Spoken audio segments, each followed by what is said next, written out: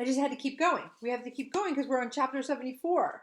And this, we just have to. Chapter 73, we know that Roz's expertise in camouflage meant that the Rico was hunting her and didn't know because suddenly the clump of seaweed reached up and grasped his rifle.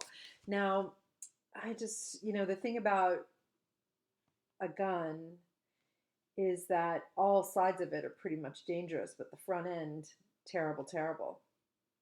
Chapter 74 is called The Click, and I just don't know if it's the click of her button or his button turning off, or is it the click of the rifle shooting? I don't know.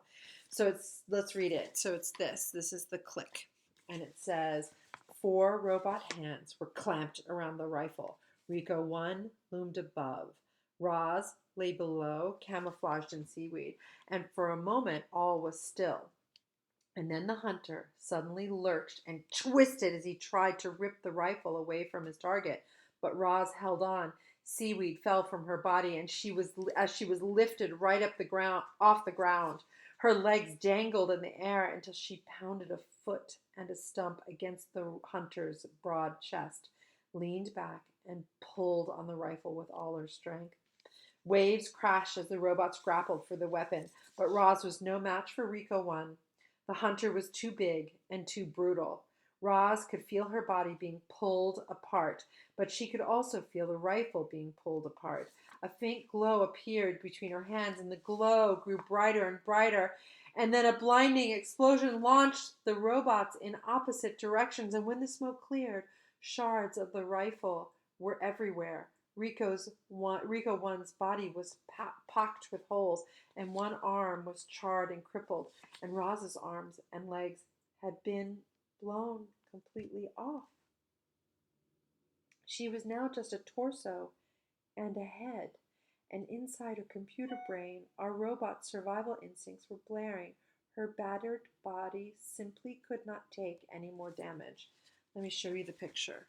So this is what it looks like. Peter Brown gave us a double pager. So there's the glow and the explosion. The Rico's going one way. And look, there's Roz going the other way. Her legs and her arms disconnected. Here's her torso and her head. That's the only thing still connected.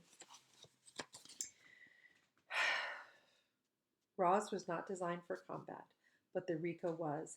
He pulled himself to his feet and hobbled toward his target. Roz wanted to get up and run away, but without arms and legs, our robot couldn't move. She could only speak. "Please do not deactivate me," she said. Rico 1 ignored her. His blocky hand reached past her face and touched the back of her head. Click. Click.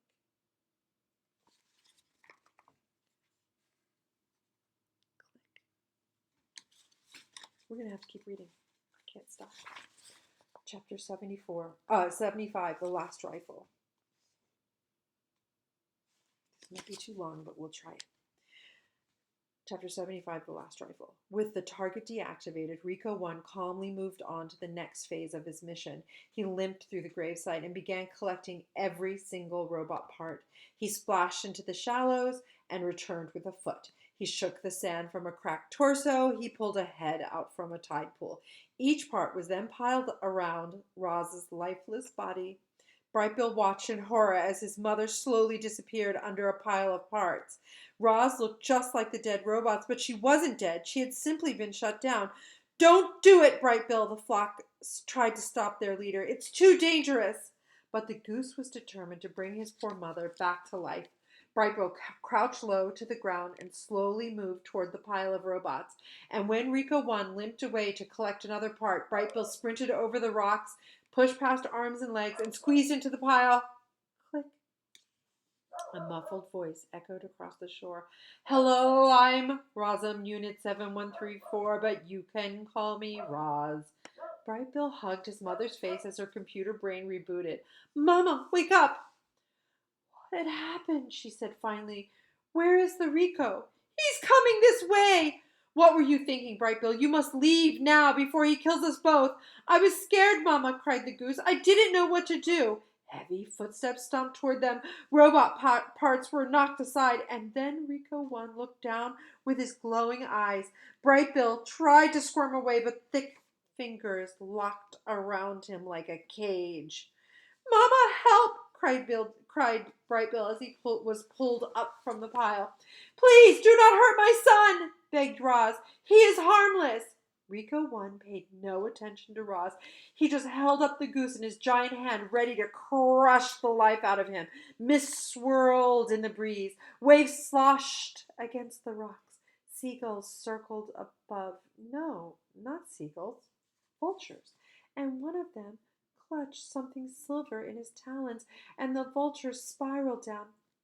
And Rico 3's rifle clattered onto the shore.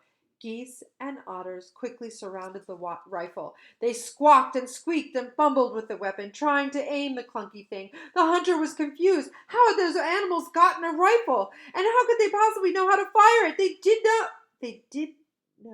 They did. The geese had seen a trigger pressed before. Do you remember? These are the things that he learned on his journey. A beam of light briefly flashed through the gloom.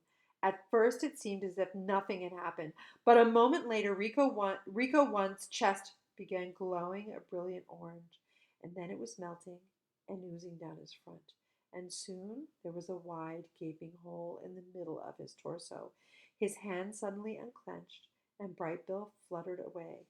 Seawater sprayed over the gravesite, and steam hissed from the Rico's scorching, hot guts. He shook and twitched and collapsed beside Roz. Let me show you these two things. So this is Peter Brown is showing you that. You can see which one is Roz because her eyes are lit up. These are the other ones that were broken. And there's the gaping hole. And then when Peter Brown writes it, this is how he writes it. Are you ready? He writes it like this, like a poem. He shook and twitched and collapsed beside Roz.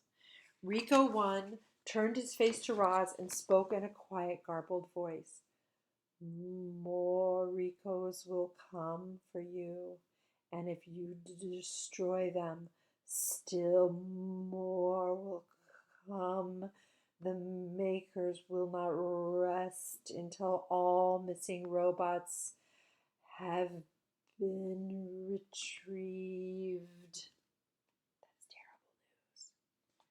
He's telling Roz something that's important.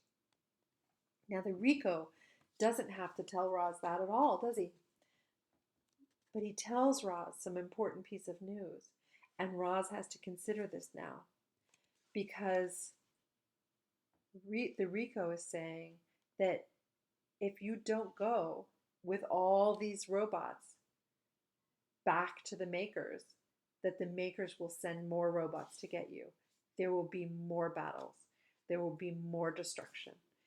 And Roz has to consider this news, and let's see what she does with it. When will they come? Said Roz. How long do we have? You can still be fixed, Roz. Go to the airship. Bring all the robot parts with you.